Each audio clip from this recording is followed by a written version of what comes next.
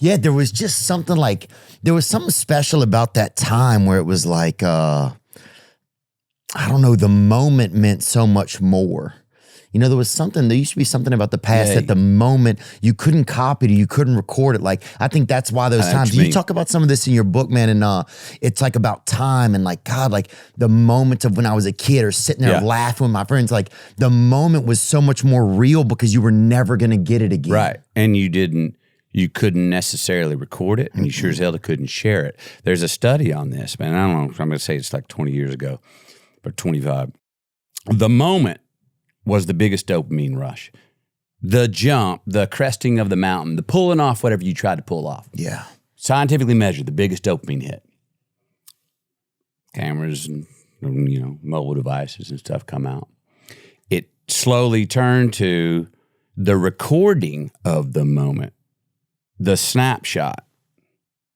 Okay? Not the cresting of the hill, but we just recorded it. The ownership of the moment. The ownership of the moment, right? And then what has happened now, and has been around for 25 years, the biggest scientific dopamine hit that we get as humans is not the doing of the deed, is not the recording of the deed. It is when we press share. Really? Now that's a little bit like living in the third person. Like we're all running around going, my rush is not when I run for a touchdown. My rush is when I see myself on the Jumbotron running for the touchdown. And that's a slippery slope, man. You know what I mean? Well, it's slippery, but it also seems hard to even conceptualize who I am then, you know? Yeah. Am I myself? Am I just a viewer of myself now? Yeah, that's it. We're much more voyeurs now. Right. And our identity comes from being objective, trying to look at ourselves from outside, and now comes from, well, what did you think of what I did and how? Yeah. And that's the worst. What did you think of what I did? Because and that'll be my definition of who I am. Yeah. That we got to watch that. Dude, my sponsor tells me, he's like, you're not who they think you are. Yeah. You're not who you are. And you're not who you think they think you are. Yeah.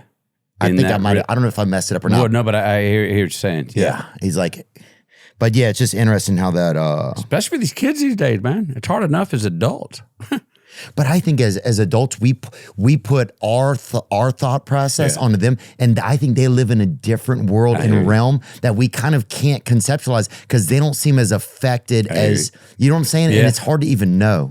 No, I hear you. I hear you. But I hear what you're saying too. It's like, I'm not trying to be a dinosaur either. No, I don't want to be a dinosaur dad. Like, you know what I mean? I don't want to be one of those when my kids are going, oh, geez, yeah, it sounds like, give it another TED Talk from back in the, No, but I hear you because there's some things that they're just with. It's just part of their vernacular. This thing's an extension of their arm, that kind of sharing and socializing. What do you mean? That's like having a conversation. Yeah. And we're going, I could say what you and I were just talking about because they could understand it. They would go, okay, but that's not how it is. Yeah. You know? Right.